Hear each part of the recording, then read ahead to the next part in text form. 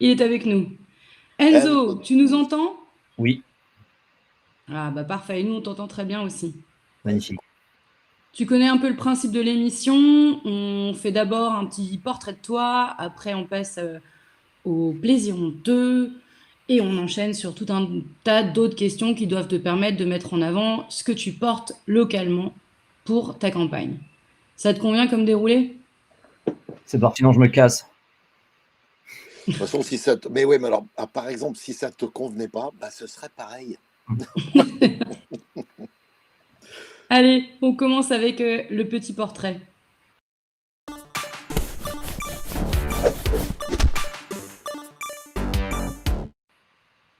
Alors, Enzo Giusti, tu es candidat sur la troisième circonscription des Alpes-Maritimes. J'espère que jusque-là, j'ai tout bon.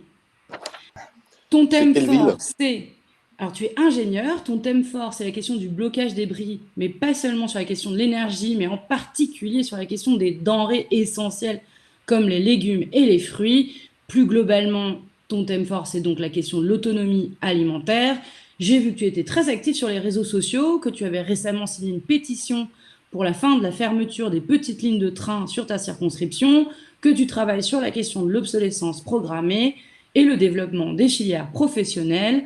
Tu as un premier souvenir militant, j'espère que tu vas pouvoir nous en parler, qui est particulièrement intéressant. Et d'habitude, on conclut ce petit portrait avec un petit surnom que tu devras porter à l'Assemblée nationale, mais on a décidé avec Bruno qu'on te le donnerait après ta question honteuse, parce qu'il est vraiment trop en lien avec ça. Est-ce que jusque-là, le portrait te convient et est-ce que tu peux revenir sur ton premier souvenir de politique, quoi, de militant? Ouais, alors pour répondre à Bruno, c'est Nice, la circo en question. Voilà. Enfin, Ah il n'y a oui, pas que Nice. Il y a Nice, la Oui. Trinité, mais c'est voilà, c'est autour de Nice. autour de Nice, ok. On va continuer avec Mhm. Nice sur la prochaine candidate d'ailleurs. C'est ça, ouais. Donc, bah, l'anecdote est directement liée à ça, hein. Moi, j'ai commencé à militer en 2017. Et donc, mon premier tractage, j'avais jamais tracté de ma vie. J'arrive sur donc, la place Garibaldi à Nice. Je tends mon tract à une vieille dame. Et elle me dit oula, non, non, j'en veux pas de votre tract. Je dis mais pourquoi? Parce que je vote Marine Le Pen. Je dis madame, vous êtes fâchée, pas facho. Alors, elle était un peu, elle dit ah, si, si, je suis facho. Ah, oui, oui, il y a trop d'arabes et de noirs ici. Ah, ok. Et ben, j'avoue que j'étais un peu à court d'arguments quand elle m'a dit ça. Je dis, bah, je suis resté bête en fait. Je suis Ah, mais resté con. il y a pas d'argument. Ouais, non, je suis resté con. Donc j'ai dit, bah écoutez, à la prochaine alors. Parce que... Et ça, c'était mon premier contact de C'est le tractage. Premier. premier tract. Ouais. Donc ça m'a un peu séché. Ah, pour Ah une oui. première fois, c'est un peu Il a dur, fallu. quoi. Ah bah, c'est du dépucelage violent, ça, tu vois. C'est vraiment... Ouais, donc si j'ai un conseil à donner aux militantes et aux militants, c'est commencez pas à militer à Nice. Ou alors aller dans le quartier, quoi. Parce que sinon, ça fait assez mal. Non, mais il faut pas commencer par une vieille, en fait. Faut commencer par quelqu'un qui a l'air assez gentil, tu vois, qui a l'air assez ouvert, avec des gosses. Toi, tu lui donnes un tract. Moi, j'avais une technique à la con. Je tends le tract quand je vois quelqu'un qui est enfin, un peu hésitant. Toi, je tends le tract, puis je le reprends en lui disant non, pas vous. Et lui, il dit pourquoi? Je dis bah parce que vous n'avez pas envie de ça, ça vous intéresse pas. Mais pourquoi? Qu'est-ce que vous en savez? Ben, je dis enfin, je le vois, mais pas du tout. Ça peut m'intéresser. Et là, c'est trop tard. Il a déjà commencé à discuter. Ah, c'est pas mal Après, ça. tu développes. Mais ça dépend, il ne faut pas le faire avec tout le monde, mais j'aime bien ce côté, c'est provoque, quoi. Non, c'est assez rigolo. Pour le coup, c'est vrai que ça m'avait assez désarçonné quand même. Moi, je m'attendais, j'étais un peu dans le monde des bisounours, hein. J'arrivais avec mon programme il est top, l'avenir en commun, je vais tous les convaincre. Ça a été ni bonjour ni merde, je suis facho. Ah, ok, bon. Bah, Et tu te souviens du deuxième ou pas? le deuxième, bah, non, mais après, je sais que je m'étais rapidement remis en selle parce que quelqu'un qui m'avait, enfin, qui était hyper ouvert, avec qui on avait pu discuter, et avec qui ça s'était très bien passé. Donc, je m'étais dit, bon, il n'y a pas que des bâtards quand même sur Terre. Il traite les vieux de bâtards. Bon, c'est bien. Je n'ai pas dit tous les vieux. Est-ce que tu es prêt pour la question honteuse qui va aussi nous permettre de te donner un petit sobriquet? Bah oui, les fantômes. Vas-y. Ouais.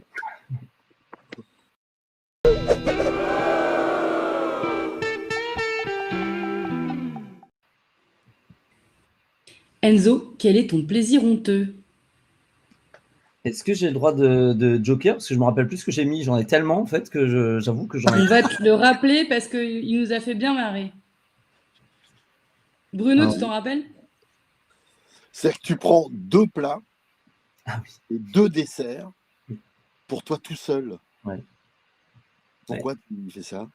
J'aime bien manger, en fait.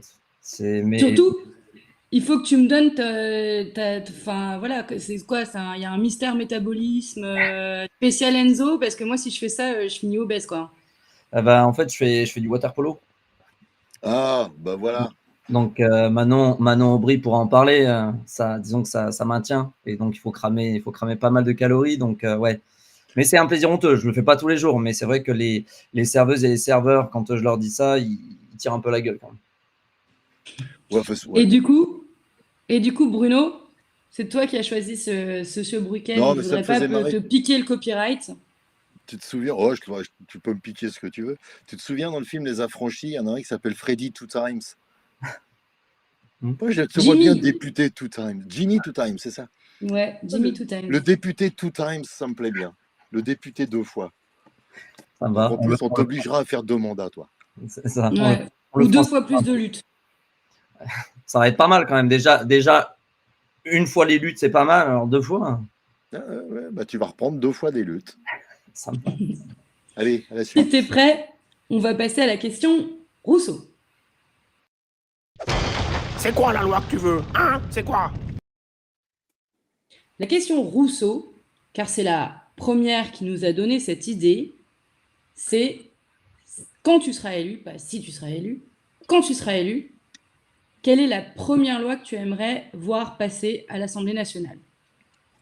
Bon, il y en a pas mal quand même des lois que j'aimerais voir passer. Après, comme je disais, moi, ce qui m'intéresse, j'ai bossé beaucoup avec les agriculteurs et les agricultrices. Donc, je vois les galères dans lesquelles ils et elles sont face à la grande distribution. J'ai bossé en fait avec aussi la grande distribution. En parallèle, je vois la galère des consommateurs. Donc, s'il y en avait une qui m'intéresserait, ce serait vraiment la mise en place des prix planchers pour les producteurs en fait. Et on la conjuguerait avec cette histoire de caisse de défaisance en fait des dettes qui contractent en fait, pour se convertir au bio.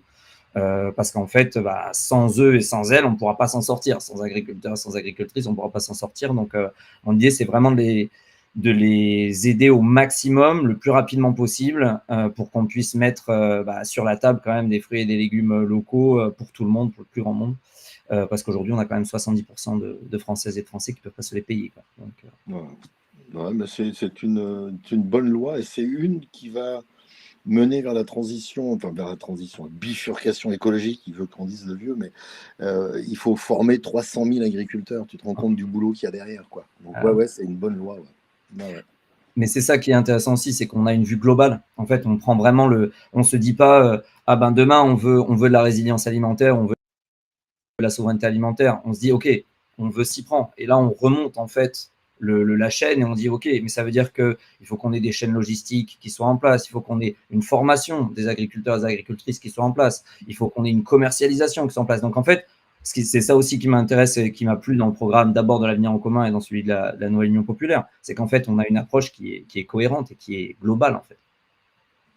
Je reprends mes petites notes, j'avais entendu Jean-Luc Mélenchon dire ça, mais pour montrer à quel point l'enjeu de l'alimentation est essentiel, à deux titres. Le premier, c'est pour les agriculteurs eux-mêmes, pour qu'ils puissent vivre de leur travail. Savoir qu'aujourd'hui, quand tu as en gros 1 euro sur des produits de consommation essentielle, tu n'en as que 8 centimes qui reviennent à l'agriculteur. Donc là, il y a quand même un gros problème de rémunération du travail absolument essentiel que fait la paysannerie dans notre pays. Et par ailleurs, la malbouffe, quoi, qui nous coûte, je crois que c'est 50 milliards, si mes petites fiches sont bonnes, 50 milliards par an. C'est-à-dire qu'en plus, tu permettrais de réduire le coût de la prise en charge des santé avec une meilleure prévention avant même de parler de la prévention. C'est-à-dire ce que tu as dans ton assiette, quoi. C'est Ah oui, vraiment un sujet essentiel. Le complètement. premier médicament, c'est la bouffe. Ouais, et puis à ça, en fait, tu peux lier aussi l'environnement, dans le sens où là, typiquement sur le 0,6, on a des gros problèmes de sécheresse. Hein. On a quasiment tous les territoires sur le 0,6 qui sont en département, en mode sécheresse. Et donc ça, c'est jamais arrivé depuis 1959, quoi. Donc, je veux dire, on est obligé de tout connecter et de prendre tout en compte. Écoute, on peut peut-être justement faire une belle transition sur un peu les enjeux de sa circonscription en passant à la question prune.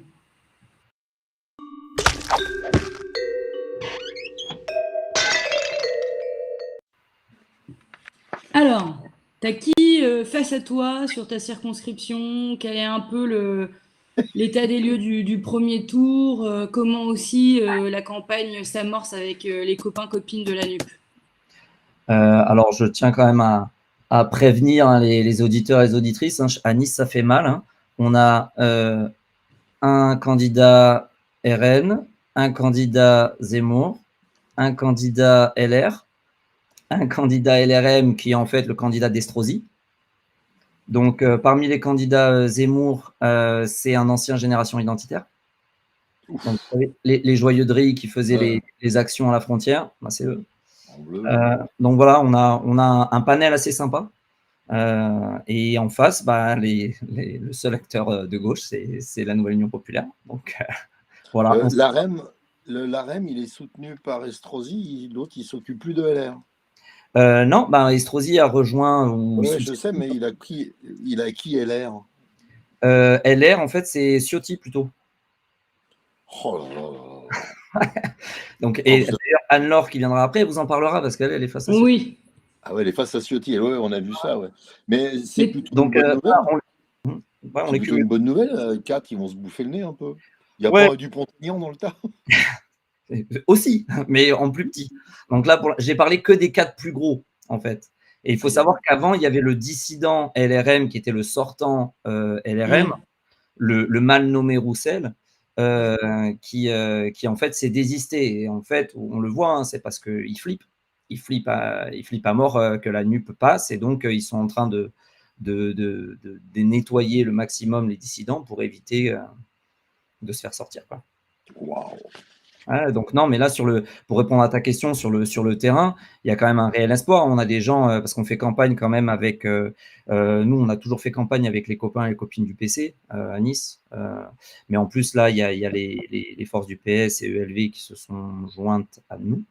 Donc ça se passe bien. En revanche, ouais, on voit vraiment sur le terrain des gens qui nous demandent des procurations, enfin qui demandent à déposer des procurations, des gens qui nous disent sur le terrain, ça fait longtemps qu'on attendait l'union de la gauche, ça fait plaisir.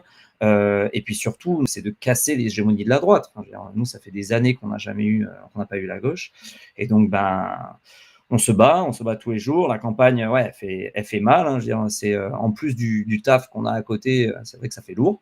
Mais on porte quand même cet espoir-là. Et heureusement qu'on a des militantes et des militants sur le terrain qui nous aident parce que, ouais, on prend des coups sympas. Quoi.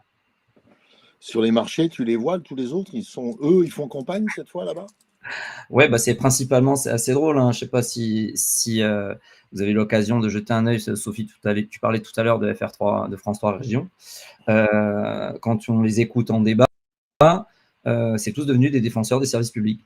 Donc, on a eu l'extrême droite qui s'est pointée quand même sur un piquet de grève CGT en disant oui, moi je suis là pour soutenir la CGT. La CGT qui disait c'est surprenant. Mais bon, voilà, nous, quand même sur le terrain, on les voit, mais encore une fois, la différence de moyens qu'il y a entre eux et nous, rien à voir. Les mecs, ils arrivent avec un camion qui se gare sur le trottoir. Nous, on se met en double fil, on prend direct une prune, c'est le cas de le dire. Et eux, de l'autre côté, ils se mettent sur le trottoir sans aucun problème. Enfin bref, ouais, c'est pas du.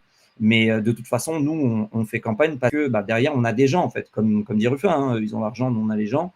Et on a des militantes et militants qui travaillent d'arrache-pied les matins, les midis, les soirs, tractage, caravane, enfin, on sort le grand jeu. Quoi. C'est cool ça. Ça fait 5 ans qu'on sort le grand jeu, mais là, les gens des quartiers aussi le voient parce qu'en fait, maintenant, ils nous connaissent. Ça fait 5 ans qu'on les inscrit sur les listes électorales, 5 ans qu'on les informe sur les luttes, etc. Donc, on le voit aussi. Après, notre gros obstacle, c'est l'abstention.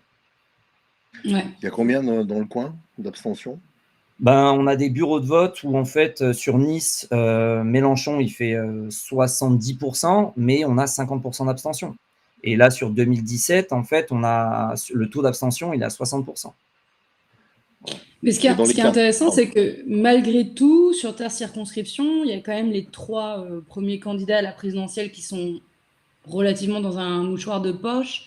Tu me dis si je me trompe, mais vous avez Macron à 24, Marine Le Pen à 24, Jean-Luc à 22.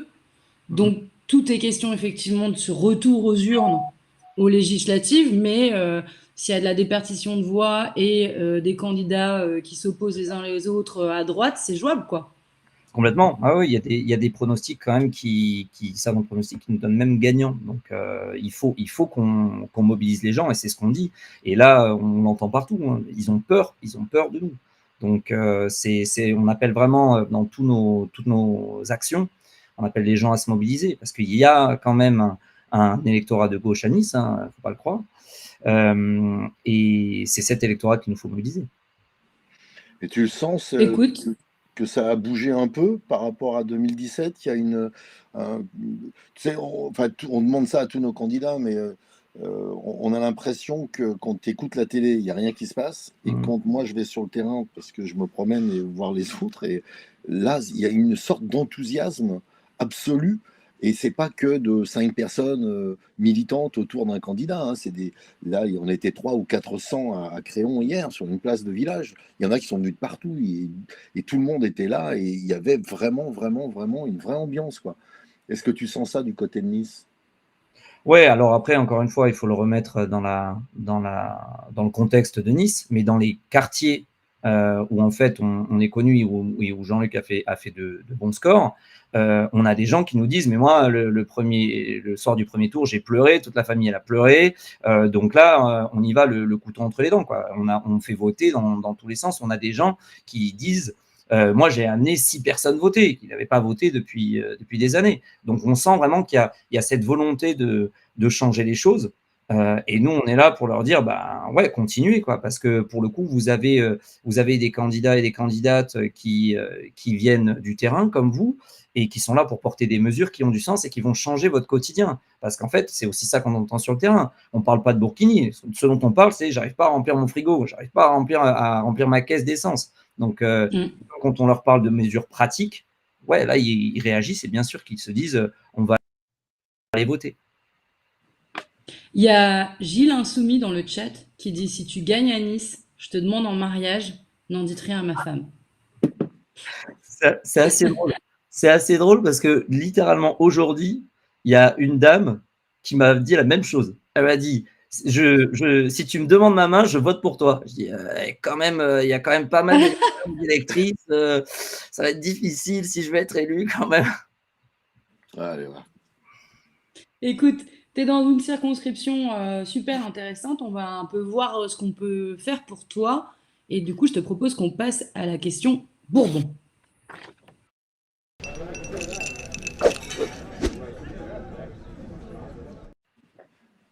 Alors, tu as besoin de quoi, Enzo, dans cette campagne? Comment est-ce qu'on pourrait, nous, à Prune Bourbon, t'aider, nous, c'est-à-dire aussi les gens dans le chat, peut-être, qui nous regardent, qui sont à côté de Nice, sur ta circonscription?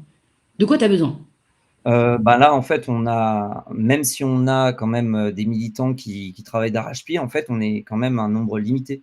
Donc, même si les concurrents et les autres candidats nous invectivent parce qu'on est toujours sur le terrain, si voilà, il nous faut le plus de mains on a, le mieux. Après, vu que bon, j'imagine bien que vous n'allez pas envoyer des quarts de militantes et de militants sur Nice, c'est en fait principalement faire tourner tous les contenus qu'on fait en fait on a pris l'approche de dire sur notre campagne, on fait beaucoup d'actions, d'informations, donc des réunions publiques sur des thèmes qui sont très souvent laissés de côté. Anne-Laure en parlera aussi, mais on en fait sur la souveraineté alimentaire, sur la gestion des déchets, sur le handicap, sur les violences faites aux femmes, etc.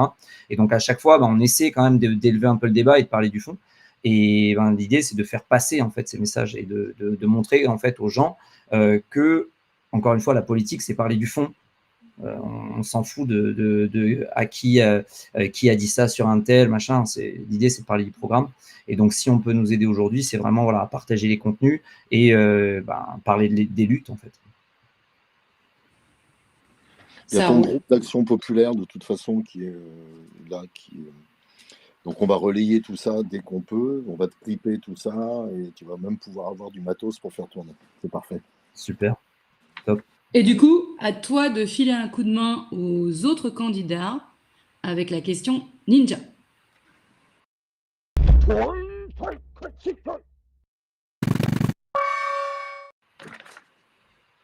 Question ninja, c'est comment tu fais campagne? C'est quoi ton astuce clé dans ta campagne, dans les tractages, dans les boîtages, etc.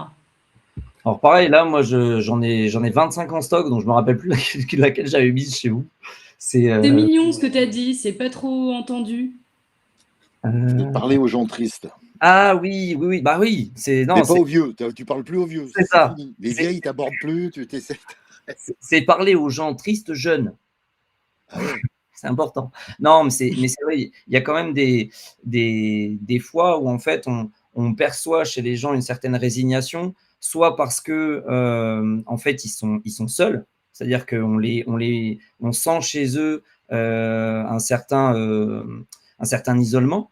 Et donc quand je traque, je vais toujours vers les gens qui, je sais pas, soit qui regardent par terre, soit qui n'ont pas forcément envie d'être vus quelque part. Et à chaque fois, c'est des super rencontres parce que, en fait, quand la personne elle se rend compte qu'elle est considérée et que, en fait, on peut avoir une discussion sur le fond, très souvent, ça permet de créer des liens et de discuter de trucs très concrets. J'ai eu un cas où il y avait une dame comme ça. Je vais discuter avec elle. Donc ça, on galère un peu au début, mais après elle me sort, bah oui, mais moi, vous savez, j'ai voté Zemmour au premier tour et Le Pen au deuxième tour. J'ai dit, ah oui, okay, on part de loin. Et au final, après, en discutant, il est sorti qu'en fait, c'est parce qu'elle avait peur, etc. Et la conclusion, quand même, de la discussion, c'est, bah, vous savez quoi, vous êtes très sympathique, je vais voter pour vous. Et donc là, moi, je suis resté un peu sur le cul. Je dis, bon, bah, tant pis pour le fond, hein, c'est pas grave. Parce que clairement, bon, elle a dit que j'étais sympathique et ça suffit pour elle. Mais il n'empêche que voilà, c'était une personne qui était isolée, qui en fait, était rageuse quelque part. Et là, le fait d'aller vers elle, bah, en fait, on lui file des échappatoires, en fait.